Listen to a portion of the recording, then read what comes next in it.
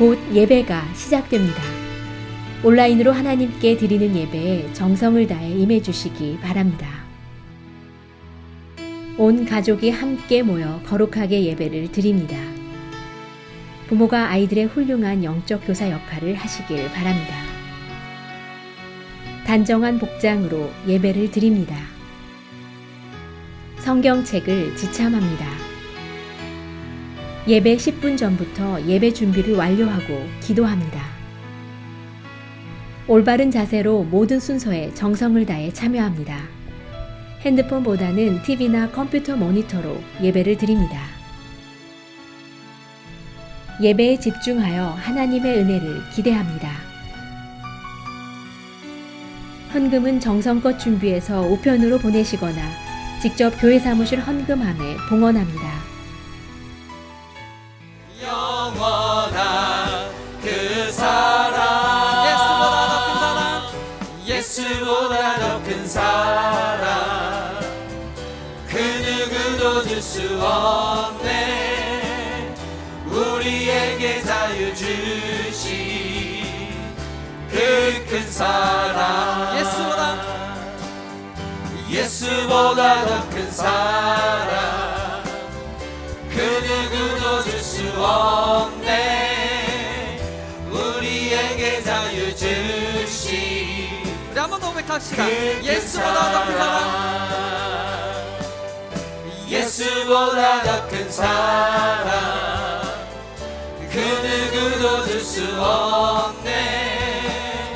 우리에게 자유 주신 그 큰 사랑. 찬양하세.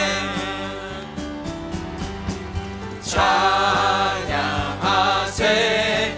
영원히 변치 않는 그 사랑, 위대한 그 사랑 내 죄 씻었네. 세상 모든 능력과 권세보다 강하신 영원한 그 사랑,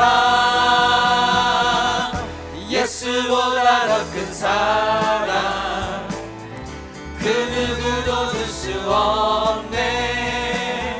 우리에게 자유 주신 그 큰 사랑, 예수보다 더 큰 사랑, 그 누구도 줄 수 없네. 우리에게 자유 주신 그 큰 사랑.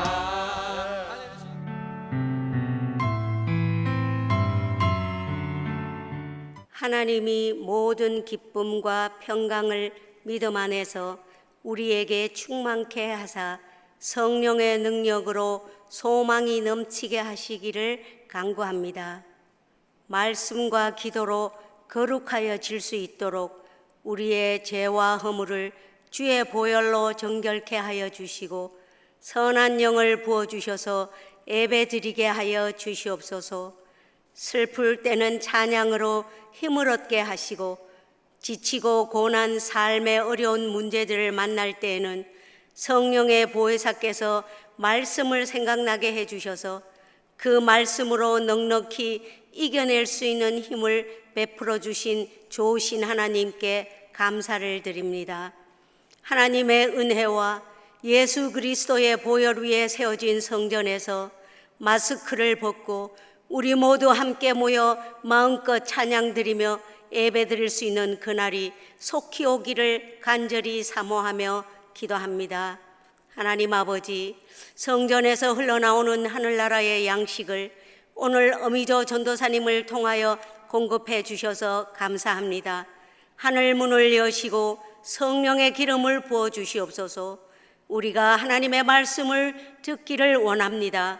깨닫고 순복하며 행하는 삶을 살아가기를 간절히 원합니다.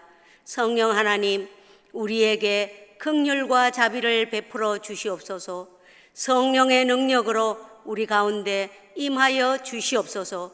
예수님이 이 세상에 오셔서 우리의 인생들을 불쌍히 여기시며 하셨던 모든 사역들이 지금도 성령의 역사를 통하여 살아서 역사하고 계시는 줄 믿습니다.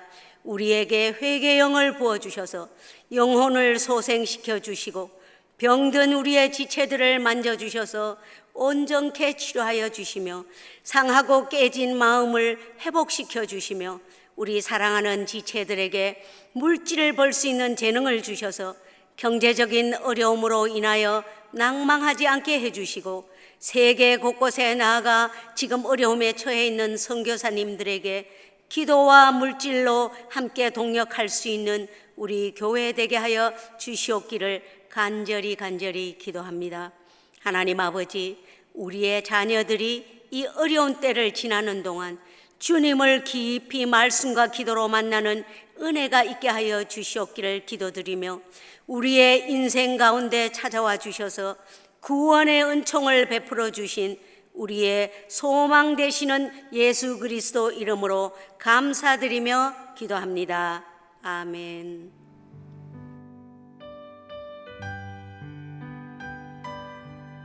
오늘 우리에게 주시는 하나님의 말씀은 예레미야 33장 1절부터 13절입니다. 함께 봉독하시겠습니다. 예레미야가 아직 시위대 뜰에 갇혀 있을 때에 여호와의 말씀이 그에게 두 번째로 임하니라. 이르시되 이를 행하시는 여호와, 그것을 만들며 성취하시는 여호와, 그의 이름을 여호와라 하는 이가 이와 같이 이르시도다. 너는 내게 부르짖으라. 내가 내게 응답하겠고 내가 알지 못하는 크고 은밀한 일을 내게 보이리라. 이스라엘의 하나님 여호와께서 말씀하시니라. 무리가 이 성읍의 가옥과 유다 왕궁을 헐어서 갈대아인의 참호와 칼을 대항하여 싸우려 하였으나 내가 나의 노여움과 분함으로 그들을 죽이고 그들의 시체로 이 성을 채우게 하였나니 이는 그들의 모든 악행으로 말미암아 나의 얼굴을 가리어 이 성을 돌아보지 아니하였음이라. 그러나 보라, 내가 이 성읍을 치료하며 고쳐 낫게 하고 평안과 진실이 풍성함을 그들에게 나타낼 것이며 내가 유다의 포로와 이스라엘의 포로를 돌아오게 하여 그들을 처음과 같이 세울 것이며 내가 그들을 내게 범한 그 모든 죄악에서 정하게 하며 그들이 내게 범하며 행한 모든 죄악을 사할 것이라.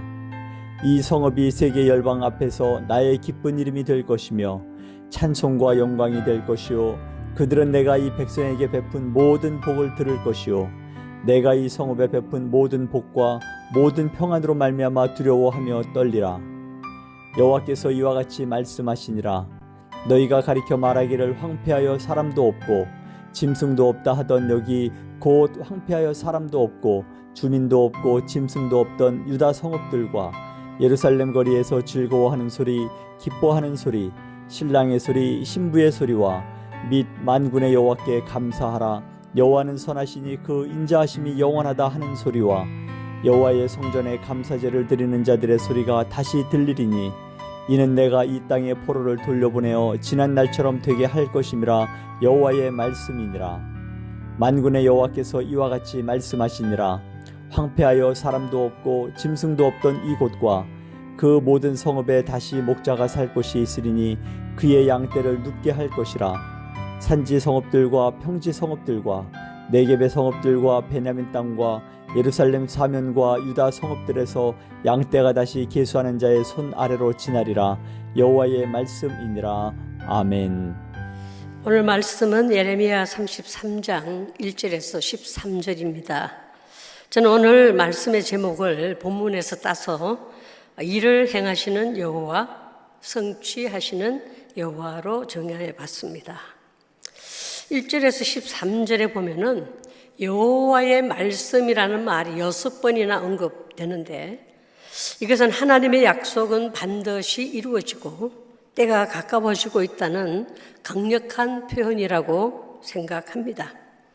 이 약속을 당신의 백성을 통해서 이루시는데 비록 백성이 타락하여 죄를 범했지만 징계를 해서라도 깨닫게 하시고 정화시켜서 그 일을 결코 이루신다는 것을 본문에서 계속 말씀하고 계십니다. 6절에 보면은 치료하여 고쳐 낫게 하고 8절에 정하게 하며 죄악을 사할 것이라 이 강한 표현을 사용하고 있지요. 예레미야가 어떤 사람인가에 대해서는 이미 여러 번 들으셨겠지만 예레미야가 제사장 hil기야의 아들로 태어났을 때는 유다의 역사에서 가장 악한 왕이었던 므낫세 통치의 말기로 예레미야는 유다의 멸망기를 보낸 선지자입니다. 20세에 부름을 받고 약 50년간을 활동을 하다가 70세에 애굽에서 순교하였죠. 그래서 예레미야의 부르심을 묵상하다가 하나님은 어떤 사람을 쓰셨나? 라는 질문이 생겼습니다. 세상 말로 스펙이 빡빡한 젊고 유능하고 학식이 풍부한 사람, 누가 봐도 그 사람은 그 일을 감당할 제목이야 할 그런 사람을 부르신 것이 아니라 보다 나이 들고 좀 무식한 듯하고 사람들 보기에는 아니다 싶은 사람들을 들어서 많이 사용하셨음을 보게 되었습니다. 믿음의 조상 아브라함은 75세에, 말 주변이 없는 모세는 80세에, 갈렙은 85세에 부름을 받았습니다. 그리고 사람들의 관심과 시야에서 벗어나 있는 목동 다윗을 사용하셨다는 것을 보지요. 그리고 쭉 이렇게 찾아보니까 기도원은 두려워했고, 삼손은 긴 머리의 바람둥이였고, 라합은 기생이었고, 에레미야와 디모데는 너무 어렸었고, 다윗은 간음하고 살인하였죠. 엘리야는 심한 우울증 환자였고, 이사야는 벌거벗은 설교자로 소문이 났고, 요나는 하나님을 피해 도망하였고, 나오미는 그 당시 사람 취급도 받지 못했던 과부였고, 욥은 파산하였고, 세례 요한은 벌레를 먹었고, 베드로는 그리스도를 부인하였고, 제자들은 기도하다가 잠이 들었고, 막달라 마리아는 귀신이 씌었었고, 삭개오는 키가 너무 작았고, 바울은 너무 율법적이었고, 찾으려니까 엄청나게 많은 것 같아요. 그런데 하나님은 무엇을 보셨을까? 그렇죠? 하나님은 무엇을 보셨을까?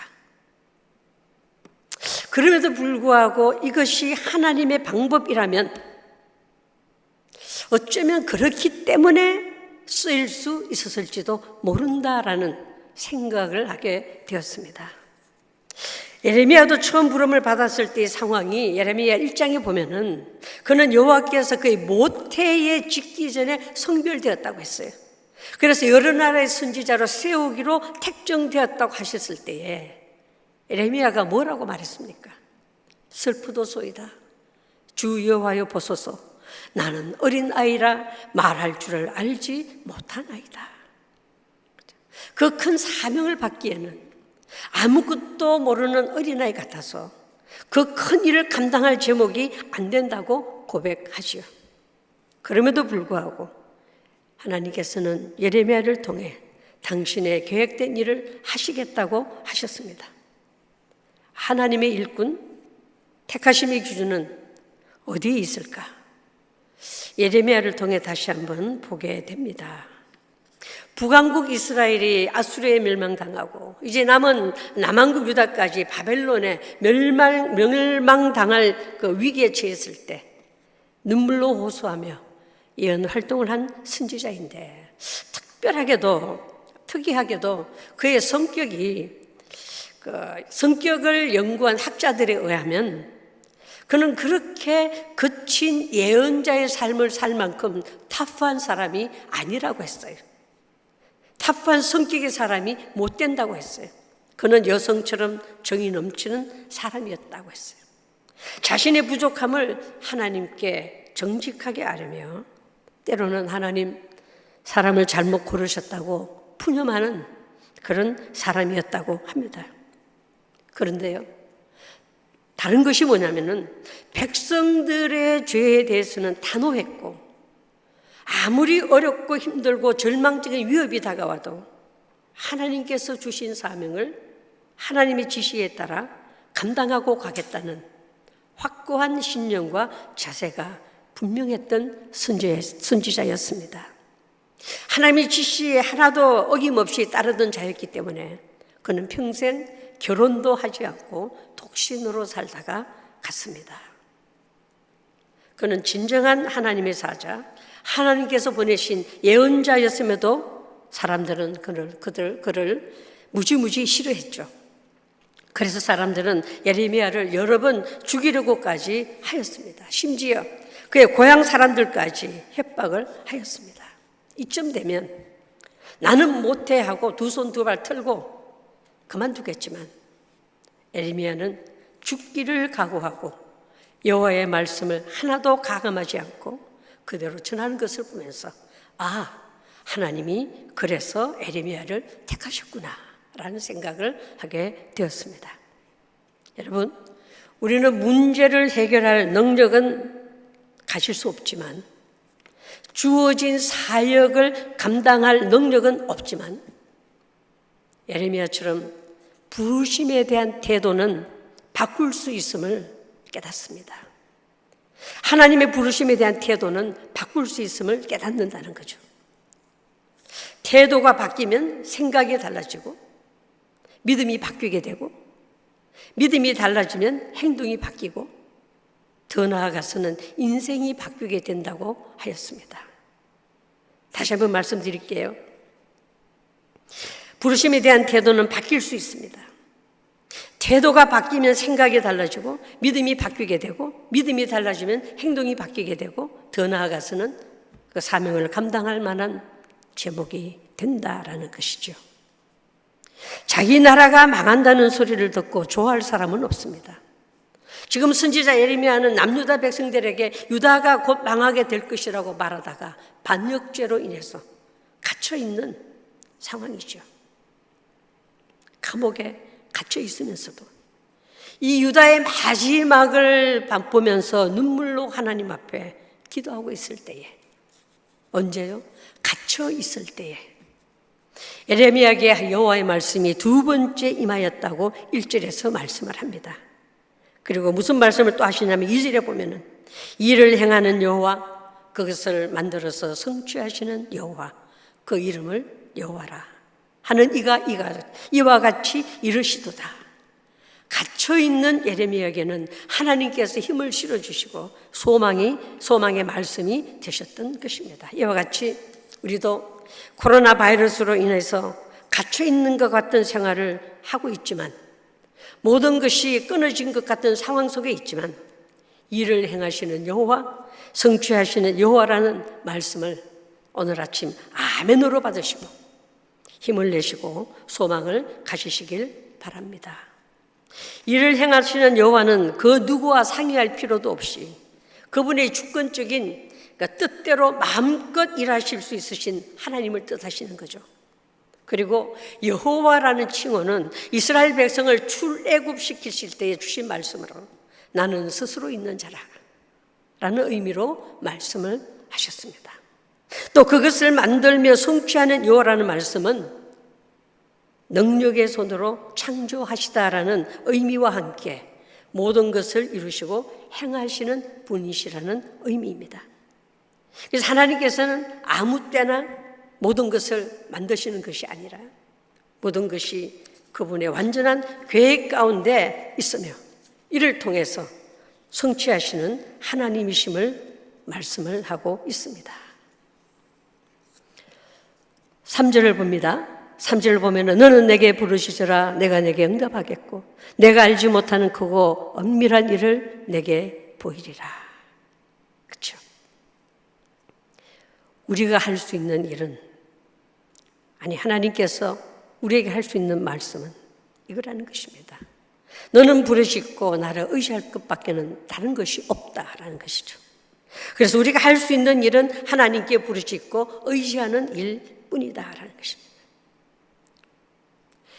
교회를 개척한 어느 목사님이 그래도 교회 기도처, 교회 부흥을 위해서 교회 기도처 하나는 있으면 좋겠다라는 그런 생각을 하고 매일 밤 11시부터 새벽 5시까지 작정을 하고 강단에서 매일 철학 기도를 하였답니다.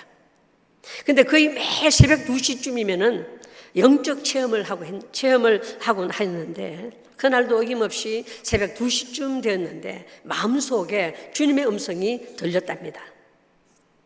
얘야, 내가 어디까지 너를 축복할 것 같으냐? 주님의 음성이 마음속에 들릴 때 순간 정신이 바짝 차려지고, 아, 이제 나도 축복받게 되나 보다 하는 순간에 마음의 속에, 아, 우리 교회 재정이 빈약하니까 1억이 필요하다고 할까? 그러니까 또 마음속에 또 다른 내가 하는 말이, 야, 이왕에 기회가 왔으면 2억이라고 해. 그래, 또 다른 자신이 마음속에서 또 이런 마음이 납니다. 아, 1억이면 크지. 너무 욕심 부리면 안 돼. 마음속에서 세 가지의 자신이 오락가락 이야기를 하고 있는 이때, 그래서 1억, 2억 사이를 막 왔다 갔다 하고 있는데 주님의 음성이 다시 들려왔답니다. 여러분, 무슨 소리였을까요? 얘야, 1억도 아니고 2억도 아니고 네가 기도하는 만큼 주리라. 1억도 아니고 2억도 아니고 네가 기도하는 만큼 주리라 했습니다. 너는 내게 부르짖으라. 내가 내게 응답하겠고 내가 알지 못하는 크고 비밀한 일을 너희에게 보이리라 하셨죠. 그래서 그때 그 목사님은 네가 기도하는 대로 주리라고 하셨던 그 말씀을 듣고 너무 가난해서 단돈 10,000원도 없었지만 주님 뜻대로 기도하기 시작하였는데 정말 기도하는 대로 축복을 하여 주셨다는 최남수 목사님의 간증입니다. 최남수 목사님은 예수꾼 만들기 교재를 편찬하셨던 분이세요. 당시의 교재가 한 권에 1,000원이었는데 2년도 채 안 되어서 60만 부 이상 팔리는 놀라운 일이 일어났다는 거죠. 그 나중에 그것을 돈으로 환산을 해보니까 6억에 달하는 어마어마한 돈이었다라고 간증을 하셨습니다. 여러분, 기도는 1억에 얽매이지도 않고 2억에 얽매이지도 않습니다. 기도는 수많은 기적을 낳는 힘이 있다는 것. 삶의 문제 해결도 기도, 자녀 문제 해결도 기도이며 교회 개척의 필수도 기도이고 교회를 이끌어가는 힘도 기도이며 선교의 필수도 기도임을 우리는 믿어야 합니다. 여러분, 나는 지금 현재 사방이 막힌 것 같은 상황에서 나는 무엇을 하고 있는가? 전능하신 하나님을 향해서 부르짖고 있는가? 사회적 도움, 새로운 계획, 정부에서나 개인이 머리를 맞대고 여러 가지 프로그램을 내어놓는 것에 의지하기 전에 오늘 말씀하시는 대로 때가 되면 하나님이 이 모든 일을 하나님의 뜻 안에서 이루어질 것을 믿는 믿음으로 우리들의 무릎을 먼저 하나님 앞에 꿇어야 될 줄 믿습니다. 너는 부르짖으라. 내가 내게 응답하겠고 하셨거든요. 그러면서 우리가 알지 못하는 크고 은밀한 일을 우리에게 이루어 주신다고 하셨기 때문에 우리는 그 약속의 말씀을 믿고 따르는 믿음을 요구하고 계시는 하나님 앞에 무릎 꿇는 것을 먼저 할 수 있기를 간절히 소원합니다. 너희가 얻지 못하면 구하지 못함이라고, 구하지 않았기 때문이라고 했거든요. 하나님께서는 이미 유다가 망한다고 말씀하셨음에도 불구하고 백성들은 하나님의 뜻을 전혀 분별하지 못한 채 자기 멋대로 자기 방법으로 대처해가며 쳐들어오는 저들과 싸워서 이겨보겠다고 합니다. 하나님께서는 이미 선포하신 대로 허물고 계시는데 그들은 세우려고 하고 있었다는 것을 봐야 합니다. 그럴 때 하나님께서는 5절에서 이렇게 말씀하십니다. 내가 나의 노여움과 분함으로 그들을 죽이고 그들의 시체로 이성을 채우게 하셨나니 이는 그들의 모든 악행으로 말미암아 나의 얼굴을 가리어 이 성을 돌아보지 아니하였음이니라고 말씀하십니다. 하나님이 이루어주지 않으시면 인간의 방법과 인간의 지식으로 쌓은 모든 것들은 허무는 것이 되고 맙니다. 그래서 빨리 원인을 알고 그 원인을 깨달아야 하죠. 회복도 우리가 하는 것이 아니잖아요. 그럼 누가 하나요? 6절에 보면은 보라 내가 이 성읍을 치료하며 고쳐 낫게 하고 평안과 진실이 풍성함을 그들에게 나타낼 것이며. 하나님은 유다 백성이 악행에 대해서 진노하셨지만 사실 하나님은 이들을 파괴하신 것이 아니라 그들 가운데 암세포처럼 퍼져 있는 악행을 제거하고 있는 대수술을 단행하고 있었음을 우리는 보아야 합니다. 그래서 예루살렘을 철저히 파괴하신 하나님의 목적은 재앙이 아니라 평안이요 미래와 희망을 주시는 것이었다라는 것이죠. 유다 백성을 향해 하나님이 응답하시는 크고 엄밀한 일들은 도대체 어떤 것이었을까? 10절에서 13절까지 잘 묘사되어 있습니다. 현재 예루살렘이 황폐하여 사람도 없고 짐승도 없던 유다 성읍에 사람들이 살아가는 소리가 들릴 것이라고 했어요. 여호와의 성전에서 제사 드리는 소리가 다시 들릴 것이라고 선언합니다. 완전히 파괴되어 아무것도 없는 예루살렘에 목자가 양떼를 이끌고 오듯이 하나님이 포로로 끌려간 자기 백성을 이끌고 오실 것이라고 합니다. 이것이 바로 그들에게는 상상도 못했을 크고 은밀한 일이 아니겠습니까?